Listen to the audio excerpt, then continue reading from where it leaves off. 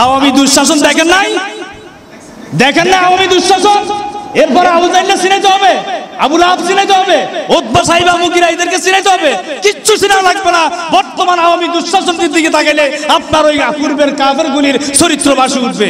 নাউজুবিল্লাহ বলতে মন চায় না? কে ক্ষমতা থেকে পিটাইয়া চুরি করে মানুষের সামনে প্রকাশ্য দিবালোকে দিনের শেষ প্রান্তে এসে আপনাকে সুরের মতো পালিয়ে যাওয়ার যে ব্যবস্থা, এই ব্যবস্থাও কার পক্ষ থেকে এসেছে?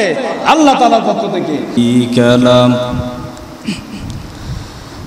ونشهد أن سيدنا وحبيبنا وطبيبنا وأولانا ومولانا محمدا عبده ورسوله الذي أرسله بالحق بشيرا ونذيرا وداعيا إلى الله بإذنه وسراجا منيرا فقد قال الله تعالى في كلامه المجيد وفرقانه الحميد أعوذ بالله من الشيطان الرجيم بسم الله الرحمن الرحيم اقرأ باسم ربك الذي خلق إلى آخر الآية هم الغافرون أولئك هم الغافلون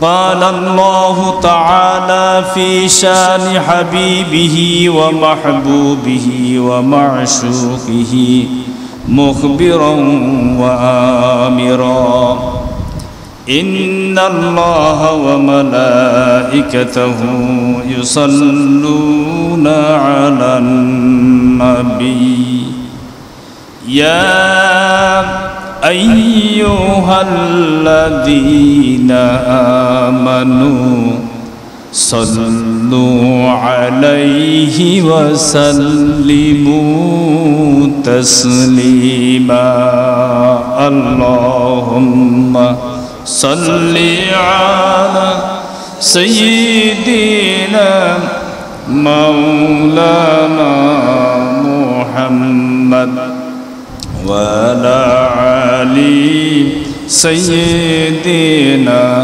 مولانا محمد اللهم صل على سيدنا مولانا محمد وعلى آل سيدنا مولانا محمد لا إله إلا الله لا إله إلا الله لا إله إلا الله لا إله إلا الله لا إله إلا الله لا إله إلا الله لا إله إلا الله محمد رسول الله صلى الله عليه وسلم সম্মানিত মুআজ্জাজ হাজিরিন, প্রিয় উপস্থিতি, এই এলাকা থেকে আগত সুনামধন্য আমার শ্রদ্ধেয় শ্রদ্ধাভাজন সম্মানিত পিতার সমবয়সী সম্মানিত মুসল্লিয়ানে আযাম, এই মসজিদের সম্মানিত মুসল্লিয়ানে ইকরাম, পর্দার আড়ালের সম্মানিত আমার মা এবং বোনেরা, আসসালামু আলাইকুম ওয়া রাহমাতুল্লাহি তাআলা ওয়া বারাকাতুহু। আজকে আমাদেরকে আল্লাহ তাআলা দুর্যোগপূর্ণ একটি পরিস্থিতি পরিবেশের মধ্য দিয়ে জীবিত রাখার পর আমাদের সকলকে এই মসজিদ পাড়ে ছুটে আসার মতো, পায়ে হেঁটে আসার মতো, মসজিদে 2 রাকাত নামাজ পড়ার নিয়তে আল্লাহর হুকুম পালন করার কারণে সবাই একসাথে সমবেত হতে পেরেছি। আজকে জুমার দিন পর্যন্ত দুর্যোগপূর্ণ আবহাওয়ার মধ্যে দিয়ে আমাদেরকে পরিত্রাণ করে আমাদেরকে গত একটি সপ্তাহ আমাদের জীবন থেকে, আমাদের হায়াত থেকে কেটে নেওয়ার পরে, শেষ হয়ে যাওয়ার পরে আরেকটি সপ্তাহ শুরু করব শুক্রবার দিয়া। সেই শুক্রবারে আমরা সবাই একত্রিত হতে পেরেছি।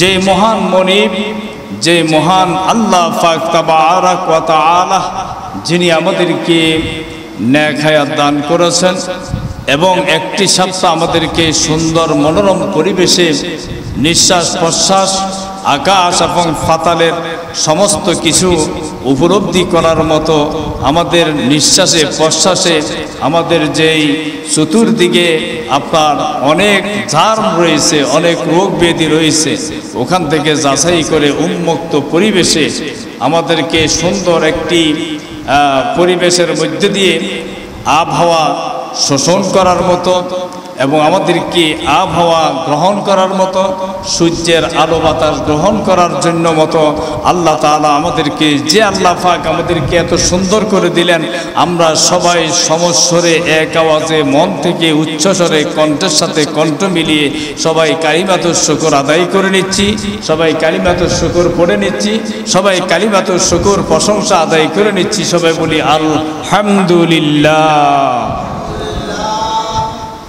অসংখ্য মানবতার ভিড় থেকে, ভিতর থেকে যাচাই বাছাই করে যে আল্লাহ পাক আমাদেরকে এই মসজিদের ভিতরে এনে বসালেন, সেই মহান আল্লাহ পাকের কুদরতি আখিরি কালাম থেকে 2টি আয়াত 2টি সূরা থেকে তেলাওয়াত করেছি।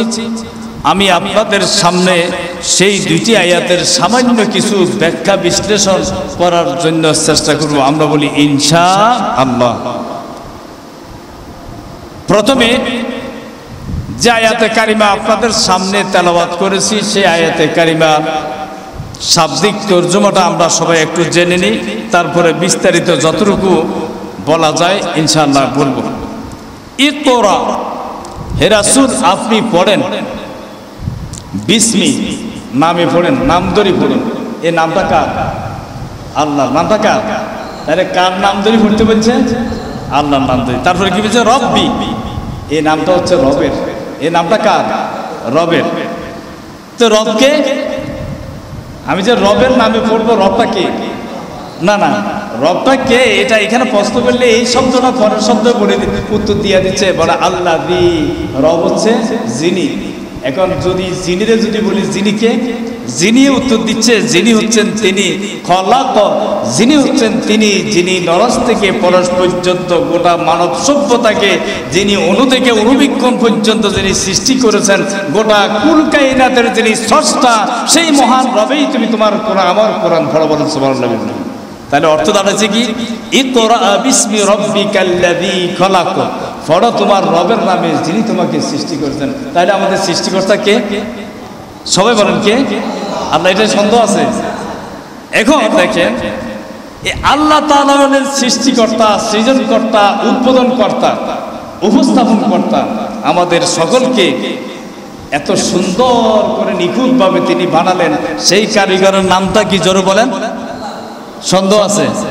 মসজিদে আসবেন, আপনি পয়সাওয়ালা হন, কোটিপতি হন, 10 তলার বিল্ডিং হন, মালিক হন, 8টা 10টা বিল্ডিংয়ের মালিক হোক, যেই হোক, কিন্তু আপনাকে মসজিদের ভিতরে আসবেন নমনীয় ভাব নিয়ে, আল্লাহর সামনে দাঁড়াবেন, মাথা সেজদা অবনত চিত্তে মসজিদের ভিতরে ঢুকবেন, আর যখন সুবহানাল্লাহ বলার দরকার তখন সুবহানাল্লাহ বলবেন, যখন আলহামদু বলার দরকার আলহামদু বলেন। কখনো মুখ বন্ধ করে রাখবেন না, ফেরেশতারা লানত করবে। মসজিদে আসছেন, আল্লাহর কোরআন, এটা কার? নাকি এই কোরআন আমি বাড়ি থেকে আসতে নিয়ে আসছি? আল্লাহর কোরআন। এই কোরআনের কথা হবে। কোনো বাবার, ল্যাংটা বাবার কোনো কিচ্ছা কাহিনী দিয়ে আপনাদেরকে মনোরঞ্জন করা সম্ভব নয়। আমি গানও গাইতে জানি না, আমি কোনো বাবার প্রশংসাও করা আমার পক্ষে সম্ভব নয়। আমি প্রশংসা করব, তিনি হচ্ছেন আলহামদুলিল্লাহি রব্বিল আলামিন। প্রশংসা করব কার? সবাই বলেন, প্রশংসা করব কার? পৃথিবীর কোন অসভ্য জাতি, অসভ্য সরকার, যেই সরকার গোটা বাংলাদেশটাকে আপনার জ্বালাইয়া পোড়াইয়া আপনার শেষ করে দিয়েছে, আমরা কি সেই হাসিনা সরকারের পাঁচটা গোলাম নাকি সরাসরি আল্লাহর গোলাম? এটাতে কি সন্দেহ আছে? যদি মনে করেন যে আওয়ামী লীগ সরকার আমাদেরকে এই করবে সেই করবে, পুলিশ এই করবে সেই করবে, আপনার 16-17 বছর পর্যন্ত যে জালেম সরকার বাংলাদেশের 18 কোটি তাওহীদি জনতার ঈমানকে কোনোভাবে আপনার বিনষ্ট করতে পারে নাই। কোশ্চিন কেন কোনো জালেম কোনো মানুষকে অপদার্থমূলক ব্যবহার করতে পারবে না? তার নাম কি? আল্লাহ। এই আল্লাহর উপরে ঈমান আনতে হবে। কার উপরে ঈমান? আল্লাহ রাব্বুল আলামিন বলেন, ইকরা বিসমি রাব্বিকাল্লাযী খালাক। পড়ো তোমার রবের নামে যিনি তোমাকে সৃষ্টি করেছেন। অন্য জায়গায় সূরা বাকারার ভিতরে আল্লাহ বলেন, অস্বীকার করেছো। কেমনে তুমি অস্বীকার করতে পারো আমার আল্লাহর কোরআনকে? কোরআন পড়া বাদ দিয়া তোমার নেতার পূজা করো, কোরআন পড়া বাদ দিয়া তোমার বাবার পূজা করো, কোরআন বাদ দিয়া, কোরআন পড়া বাদ দিয়া কোন মাজারে ছেলে দেয়, কোন মাজারে কি দেয়, মাজারের পিছনে দৌড়াও। কোরআন পড়া বাদ দিয়া, কোরআন শিক্ষা বাদ দিয়া ল্যাংটা বাবার দরবারে গিয়া সেজদার উপরে পড়ে যাও, সেজদা থেকে মাথা উত্তোলন করো না। অথচ আল্লাহ বলেছে কোরআন পড়ো, আমি আল্লাহ রাব্বুল আলামিন তোমাকে আমি পয়দা করেছি। আমি আল্লাহ তাআলা কেমনে অস্বীকার করো? কিভাবে অস্বীকার করতে পারো? আমি তোমাকে, তোমার অস্তিত্ব ছিল না, তোমার জ্ঞান ছিল না, তোমার বুদ্ধিমত্তা কোনো কিছুর পরিচয় ছিল না, তোমার বাবা মা জানতো না, তোমার এলাকার চেয়ারম্যান জানতো না, তোমার মেম্বার জানতো না, কোনো প্রধানমন্ত্রী জানতো না।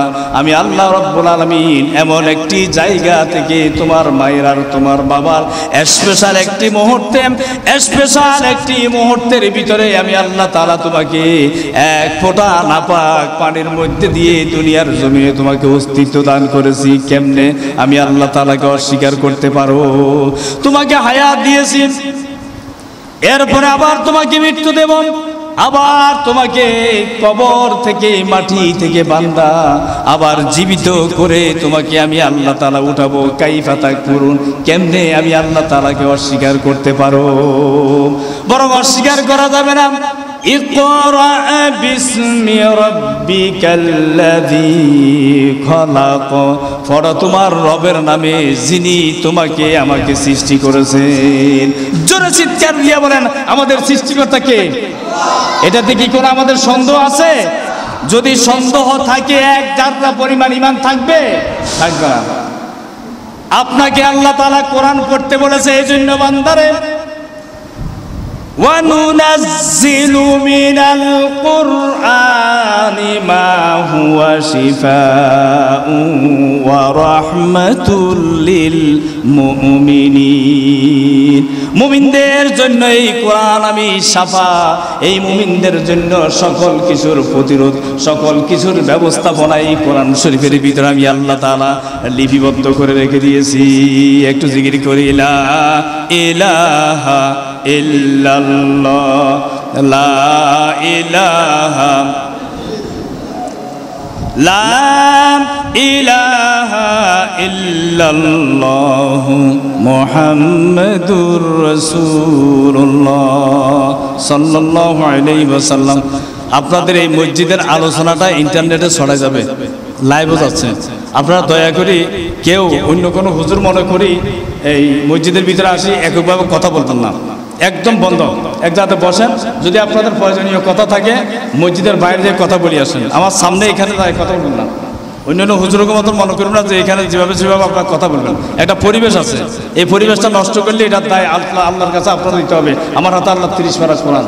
আমি কোনো বাবার কিচ্ছা কাহিনী বলার জন্য এখানে আসি নাই, কোনো রাজনৈতিক নেতার কোনো কর্মকাণ্ড প্রচার করার জন্য আসি নাই। আমি এখানে এসে আল্লাহর কোরআন প্রচার করার জন্য। এই জন্য সম্মান দেন, নামাজ পড়ার থাকলে পড়েন, কোনো কথা বলবেন না। আল্লাহ তাআলা আমাদেরকে বুঝার তৌফিক দান করুন, আমিন।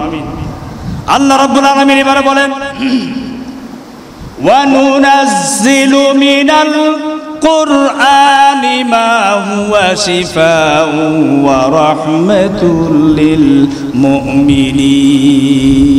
নামাজি বান্দাগুলি মুমিন, সুদ খায় না তারা মুমিন, ঘুষ খায় না তারা মুমিন, জিনা করে না তারা মুমিন, রাহাজানি করে না তারা মুমিন, হত্যা করে না তারা মুমিন, গীবত করে না, অন্য মানুষের বিরোধিতা করে না তারা মুমিন, কোরআন সুন্নাহর বিরোধিতা করে না তারা মুমিন, আল্লাহ এবং তার রাসূলকে গালি দেয় না তারা হচ্ছে মুমিন।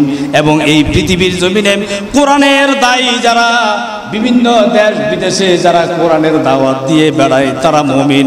আবার এই মুমিনগুলাকে যারা সাপোর্ট করে, যারা সমর্থন করে তারাও মুমিন।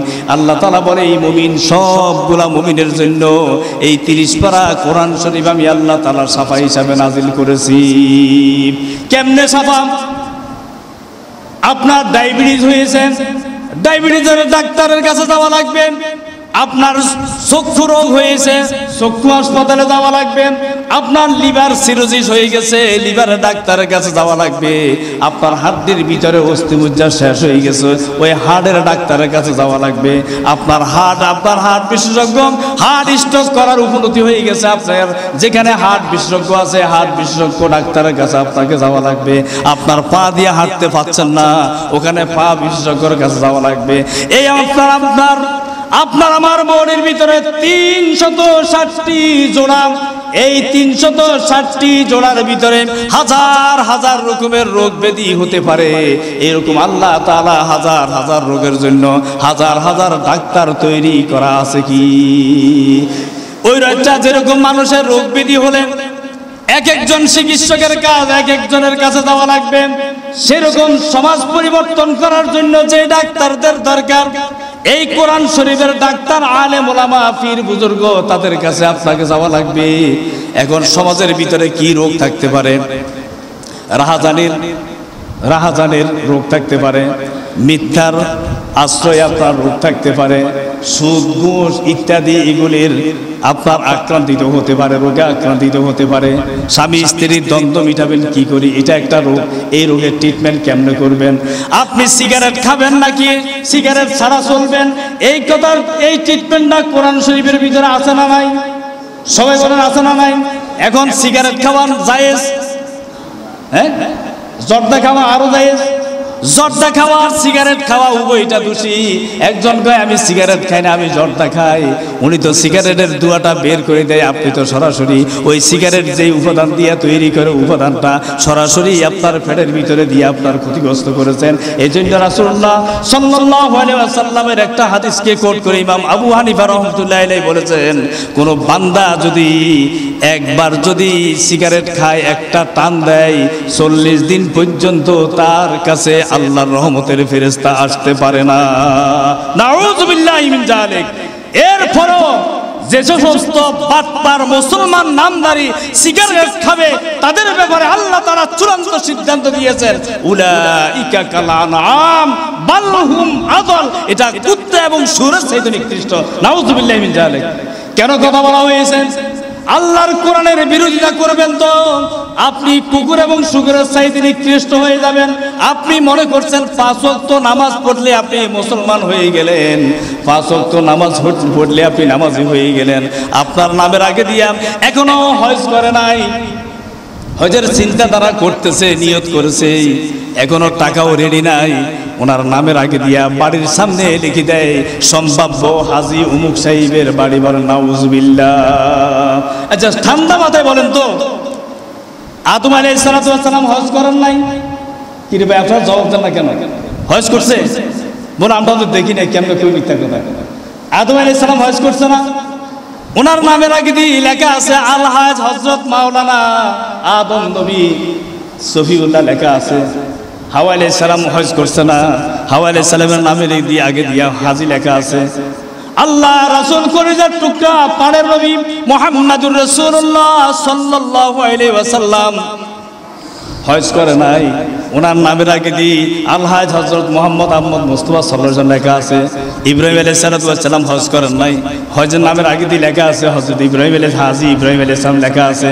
হাজী ইসমাঈল আলাইহিস সালাম, হাজী দাউদ আলাইহিস সালাম, হাজী নূহ আলাইহিস সালাম, হাজী ঈসা আলাইহিস সালাম।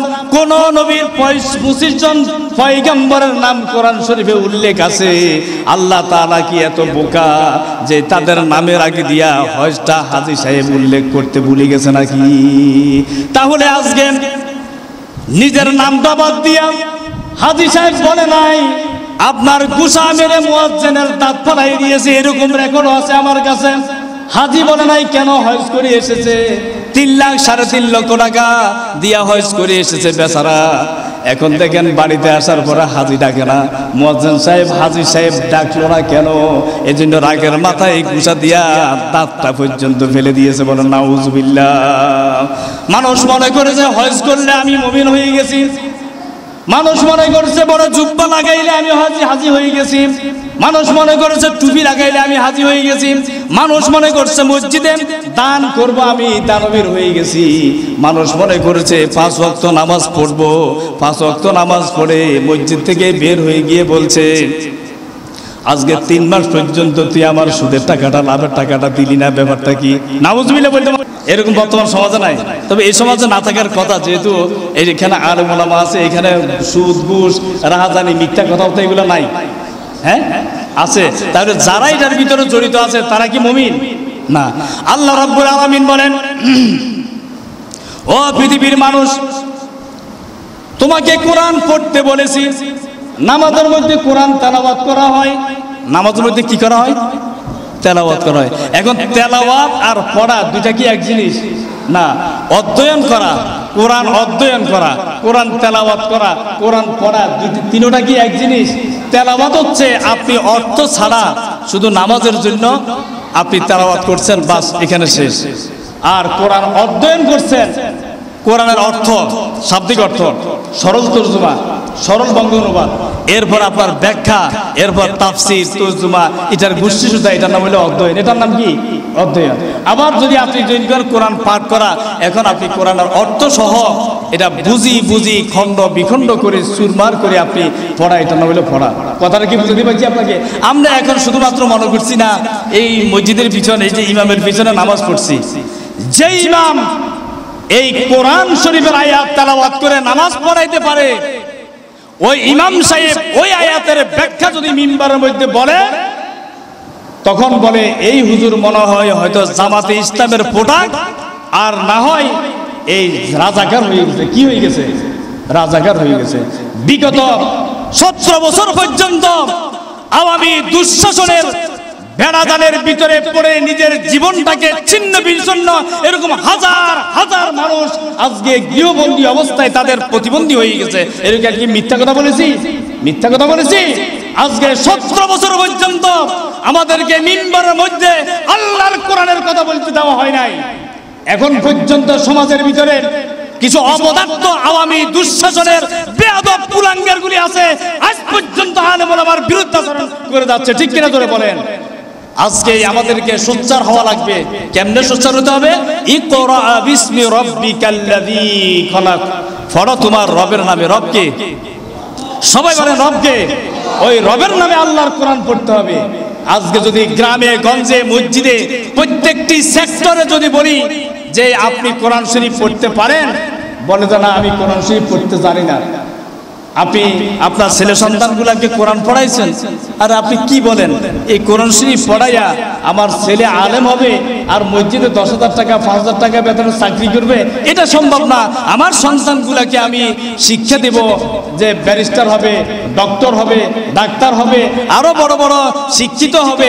আপনি কি বলছেন 8,000 টাকা 10,000 টাকা বেতনের চাকরি করার জন্য ওই রাস্তায় আমার সন্তানকে পড়াবো? নাউজুবিল্লাহ বলতে মন চায় না?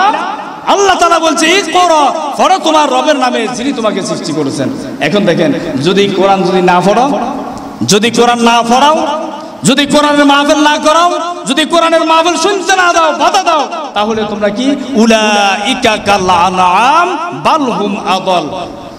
বলা হয়েছে তারা চতুষ্পদ কি জানোয়ার। আল্লাহ তাআলা বলছে শুধু জানোয়ার না, বাল হুম আদাল। এটা শুকুর এবং কুকুরের চাইতে চতুষ্পদ জানোয়ারের চাইতে এরা নিকৃষ্ট। বলে নাউজুবিল্লাহি মিন যালিক, যারা আল্লাহর কোরআন পড়তে জানে না। আজকে আমাদেরকে বলা হয় মাদ্রাসার হুজুরেরা, আলেম ওলামা যারা আছে তারা ইংরেজি পড়তে জানে না, ইংরেজি কথা বলতে পারে না, আমাদেরকেই তিরস্কার করে। এখন আমি যদি পাল্টা প্রশ্ন করি, বাবা তুমি ইংরেজিতে ভালো পারদর্শী, আমার সামনে শুদ্ধ করে আলহামদুলিল্লাহ সূরাটা একটু পড়ে দাও, তাহলে বুঝবো তোমার ঈমান আর আমার ঈমানের পার্থক্য ঠিক কিনা বলেন। অথচ আল্লাহ রাব্বুল আলামিন এই কোরআনে কারীমের ভিতরে বলছেন ইন্নামাল মুমিনুনাল্লাযীনা ইযা যুকিরাল্লাহু ওয়াজিলাত কুলুবুহুম ওয়া ইযা তুলিয়াত আলাইহিম আয়াতুহু যাদাতুহুম ঈমানাও ওয়া আলা রাব্বিহিম ইয়াতাওয়াক্কালুন। মুমিন যারা, এই মুমিনগুলি আল্লাহর কোরআন শরীফ যখন তেলাওয়াত করে তখন তাদের কলবটা আল্লাহর ভয়তে তাদের কাঁপতে থাকে। কার ভয়? মুমিনের ভয়। কার ভয়? আল্লাহর ভয়। আর তারা ওয়াইদা, যখন তারা ওই মুমিন ব্যক্তির সামনে যখন আয়াত তেলাওয়াত করে, ওই মুমিন ব্যক্তির অন্তরাত্মা সহ তাদের ঈমানের দীপ্তমান শিখা আরো বেড়ে যায়। আর এই দুই শ্রেণীর লোকগুলি কেবলমাত্র শুধুমাত্র আমি আল্লাহ তাআলার উপরে তারা ভয় করে চলে। বলেন সুবহানাল্লাহ। তাহলে কোরআন পড়লে মুমিনেরা যদি কোরআন তেলাওয়াত করে তাদের ঈমানটা কি করে? কাঁপতে থাকে। আর বন্য মাজার পূজারী তারা নারী পুরুষ নিয়া তারা পুরোটাই নাচতে নাচতে আপনার নিচের লুঙ্গিটা পর্যন্ত চলে যায়, ঠিক কিনা বলেন?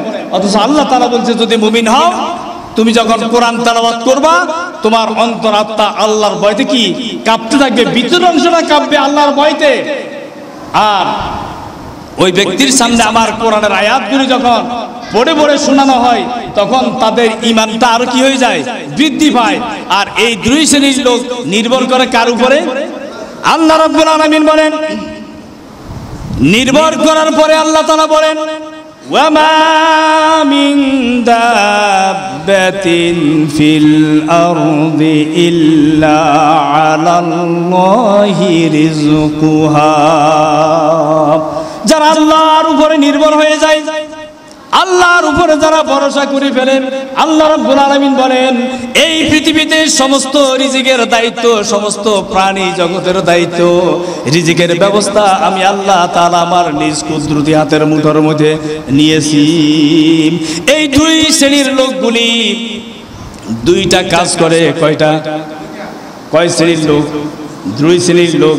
এই দুই শ্রেণীর লোক যদি দুইটা কাজ করে, সেই দুইটা কাজ কি আল্লাহ তাআলা বলেন ওয়ালাউ আন্না আহলাল কুরা আমানু ওয়াত্তাকাউ লাফাতাহনা আলাইহিম বারাকাতিম মিনাস সামাই ওয়াল আরদ। জনপদের লোকেরা, সমাজের লোকেরা, রাষ্ট্রের লোকেরা, ইউনিয়নের লোকেরা, বিভিন্ন জেলার লোকেরা, বিভিন্ন সেক্টরের লোকগুলি যদি তারা প্রথম নাম্বারে আমায় আল্লাহর উপরে যদি পরিপূর্ণ ঈমান আনতে পারে, দুই নাম্বারে ওই ব্যক্তিগুলি যদি আমি আল্লাহ তাআলাকে ঈমান আনার পরে যদি ভয় করার নীতি অবলম্বন করে, আল্লাহ রাব্বুল আলামিন বলেন, তাহলে ওই দেশের আকাশ আর জমিনের সব বন্ধ বরকতের দরওয়াজাগুলি আমি আল্লাহ তাআলা তাদের জন্য ওপেন করে দেব, খুলে দেব। সুবহানাল্লাহ। তার আর ভয় আছে? রিজিকের ভয় আছে? রিজিক কার কাছে চাবেন? সবাই বলেন, কার কাছে চাবেন? সন্তান চাবেন কার কাছে? সম্মান চাবেন কার কাছে? তার সম্মান দেওয়ার মালিক কে? সম্মান নেওয়ার মালিক কে? দশতলা থেকে জুতা পিটা করে কলা পাতার ভিতরে শোয়াই দেওয়ার মালিক কে? এটা কি বিশ্বাস করেন? আপনি দেখছেন না আমাদের দেশের মানিককে চোরা? মানিককে চোরা দেখেন নাই? তার থেকে শিক্ষা অনুসরণ করার দরকার। যে সমস্ত আওয়ামী দুঃশাসনের বিরুদ্ধে কথা বলতে গেলে আমাদের গলাকে চেপে ধরতেন, আজকে তাদেরকে বলতে চাই, তাদের থেকে শিক্ষা অর্জন করুন। যদি শিক্ষা না নিয়ে আবারও যদি পূর্বের কর্মকাণ্ড সমাজের মধ্যে, দেশের মধ্যে, রাষ্ট্রের মধ্যে আলমানামার ভিতরে বিভাজন সৃষ্টি করেন, আল্লাহর কসম আপনাদের উপরে আল্লাহর লানত নাজিল হবেই, কোনো সন্দেহ নাই। ঠিক কিনা জোরে বলেন? কারণ আমার সব কিছুর রিজিকের মালিক কার হাতে? জোরে বলেন, কার হাতে? এটাতে কি আমাদের কোনো সন্দেহ আছে? যারা পরিমাণ সন্দেহ আছে? ক্ষমতা দেওয়ার মালিককে ক্ষমতা থেকে পিটাইয়া চুরি করে মানুষের সামনে প্রকাশ্য দিবালোকে দিনের শেষ প্রান্তে এসে আপনাকে চোরের মতো পালিয়ে যাওয়ার যে ব্যবস্থা, এই ব্যবস্থাও কার পক্ষ থেকে এসেছে? আল্লাহ তাআলার পক্ষ থেকে। আবু জাহেলের নাম শুনছেন? সবাই একটু জবাব দিবেন। ভাই, আমি গরিব মানুষ, ভাঙ্গাচুরা মানুষ, কথা বলার সেই যোগ্যতা আমার নাই, একটু জবাব দিবেন। আবু জাহেলের নাম সবাই শুনছেন? জীবনে দেখছেন? এই তো ভুল করছেন। দেখেন না কেন? আওয়ামী দুঃশাসন দেখেন নাই? দেখেন না আওয়ামী দুঃশাসন? এরপরে আবু জাহেলকে চিনাইতে হবে, আবু লাহাব চিনাইতে হবে, উতবা সাইবা মুগীরা এদেরকে চিনাইতে হবে। কিচ্ছু চিনা লাগবে না। বর্তমান আওয়ামী দুঃশাসনের দিকে তাকাইলে আপনার ওই পূর্বের কাফেরগুলির চরিত্র ভাসে উঠবে। নাউজুবিল্লাহ বলতে মন চায় না? সেই জামানায় আমার কলিজার টুকরা প্রাণের নবী মুহাম্মদুর রাসূলুল্লাহ সাল্লাল্লাহু আলাইহি ওয়াসাল্লামকে 3 বছর শিয়াবে আবু তালেবের ভিতরে কারারুদ্ধ করেছেন। কয় বছর? সবাই বলেন, কয় বছর? 3টা বছর তার পরিবার পরিজন নিয়ে শিয়াবে আবু তালেবের ভিতরে তার থাকতে দেওয়া হয়েছিল। প্রত্যেকটা সাহাবীদের, আল্লাহ রাসূল সহ প্রত্যেকটা সাহাবীদের আপনার পায়খানা আপনার ছাগলের বড়ির মতো হয়ে গেছে। নাউযুবিল্লাহি মিন যালিক।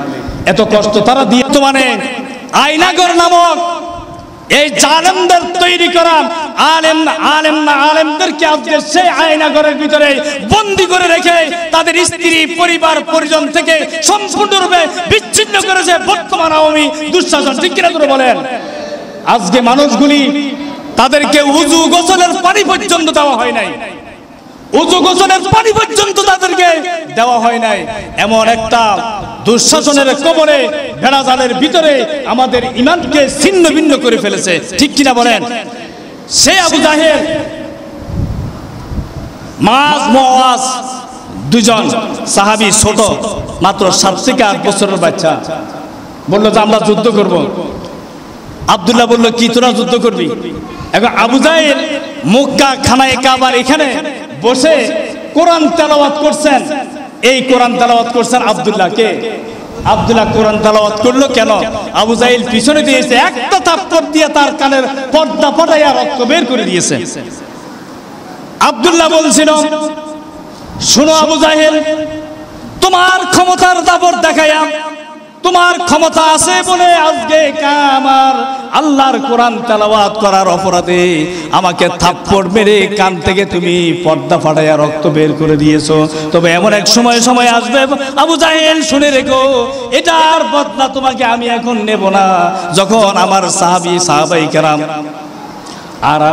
আর আমার রাসূল যদি এই ইসলামিক স্টেট কায়েম করতে পারি, তখন সুযোগ পেলে তোমাকে এই থাপ্পড়ের জবাবটা তোমাকে দিয়ে দেব। আল্লাহ রাব্বুল আলামিন তার দোয়াটা কবুল করে ফেলেছেন। নবীজির কাছে এসে বলছে, ইয়া রাসূলুল্লাহ, আবু জাহেল আমাকে আঘাত করে আমার কানের পর্দাটা ফাটাইয়া দিয়েছে। নবীজি বলছে, তুমি কি বলছিলা? বললো, আমি কিছুই বলি নাই, শুধু এতটুকু বলেছি যে যখন আমার ক্ষমতা আসবে, এই ক্ষমতার দাপটে তোমার এই প্রতিশোধ আমি নিয়ে নেব। আল্লাহ রাসূল বলছে, আমিন। তোমার এই দোয়াটা আল্লাহ কবুল করে ফেলেছেন। যুদ্ধের জন্য ডাকা হলো, কোন যুদ্ধ? বদর যুদ্ধ। কোন যুদ্ধ? বদর যুদ্ধে সৈনিক নির্ধারণ করা হলো, সামনের সারিতে সৈনিকগুলি আনা হলো।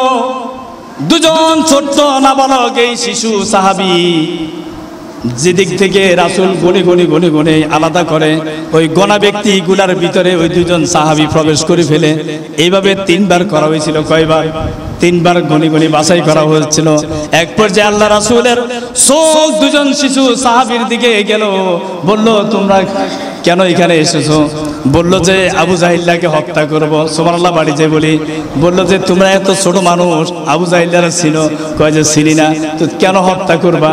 বলল আমার কলেজার টুকরা মুহাম্মাদুর রাসূলুল্লাহ সাল্লাল্লাহু আলাইহি ওয়াসাল্লামকে সব চাইতে বেশি নির্যাতন করেছে আবু জাহিল। এই আবু জাহিলকে দুনিয়ার উপরে আর বাঁচতে দেওয়া যাবে না। আল্লাহু আকবার। এবারে বললাম তাহলে তোমরা কি করবা? বাছাই করে মাআজকে সিলেকশন করা হলো। এখন দুজন সাহাবী, দুজন শিশু সাহাবী, দুইজন ভাই। একজন ভাই বলল তুমি টিকি গেলা, আমি তো টিকলাম না। এবারে রাসূল সাল্লাল্লাহু আলাইহি ওয়াসাল্লাম বলল তাহলে প্রতিযোগিতা হয়ে যাবে, কে যে যাকে নিচে নিচে ফালাই দিতে পারে তাকে নেওয়া হবে। তখন মুআজকে বলল ভাই তুই আমার ছোট ভাই, আমি তোর বড়, এই ক্ষেত্রে আমাকে তুই একটু সাজ দিবি। একবার তুই আমার নিচে পড়বি, দ্বিতীয়বার তুই আমার নিচে যাবি, তাহলে দুজন চলে যাব। সুবহানাল্লাহ। এরপরে তাই করা হলো। দুইজনের টিকে গেল। টিকে যাওয়ার পরে যুদ্ধের জন্য 313 জন সাহাবী নবীজি বদরের প্রান্তরের দিকে ছুটে চললেন। বদরের প্রান্তরে পৌঁছে গেল। আল্লাহ রাসূলের এই ছোট্ট দুজন শিশু সাহাবী আব্দুল্লাহকে ডাক দিয়ে বলছে, আব্দুল্লাহ রে, আবু জাহিল কোথায়? বলল যে ওই যে উটের পৃষ্ঠদেশ থেকে উপরে বড় একটা আসন করে আসতেছে, এই হলো আবু জাহিল।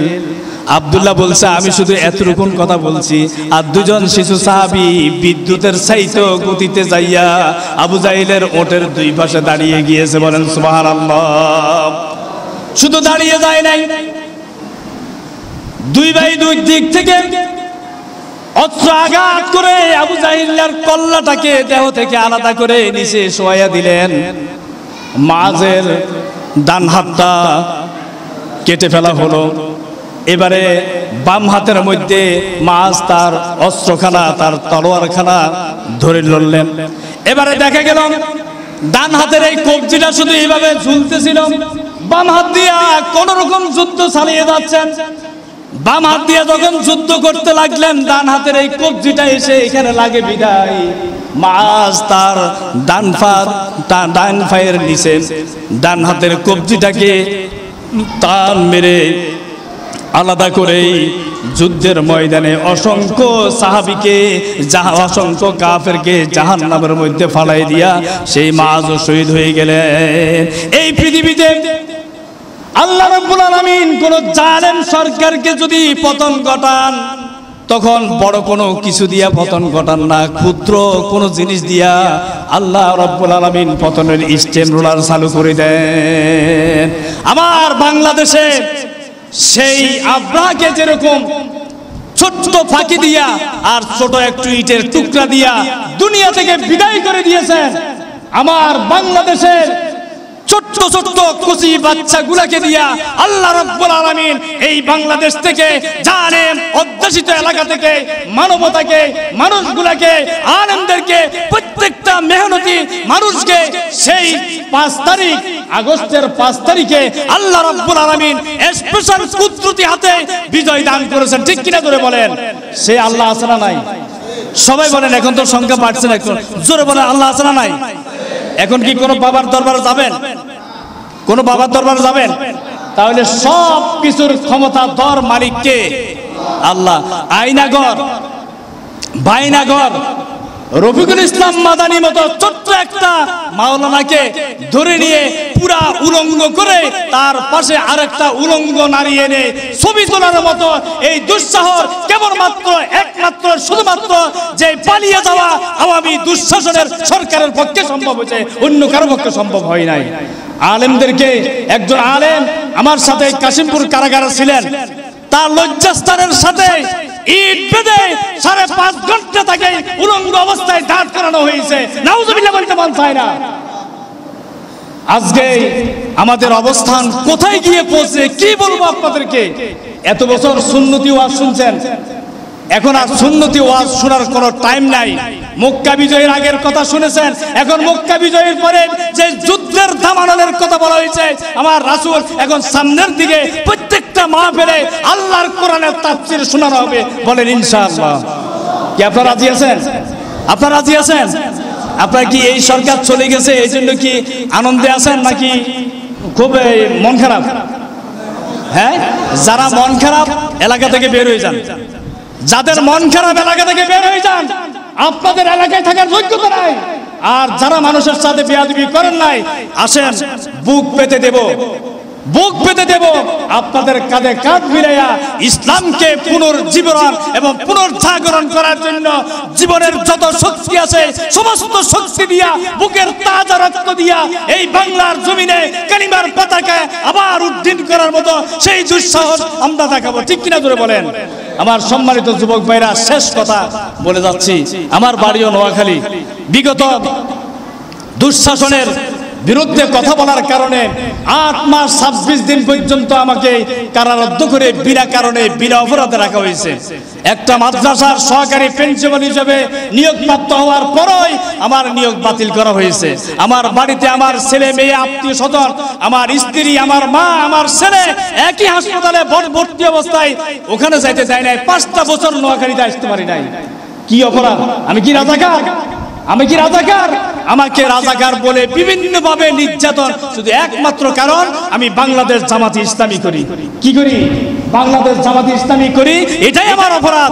আর যদি বাংলাদেশ জামাতি ইসলাম করার অপরাধে অপরাধী যদি সাজাও, আমি মৃত্যু পর্যন্ত বাংলাদেশ জামাতি ইসলাম করে দেবো। কেন বাবার ক্ষতি না, সমস্যা আমি এবারে ঠেকাতে পারবে। ঠিক কিনা বলেন?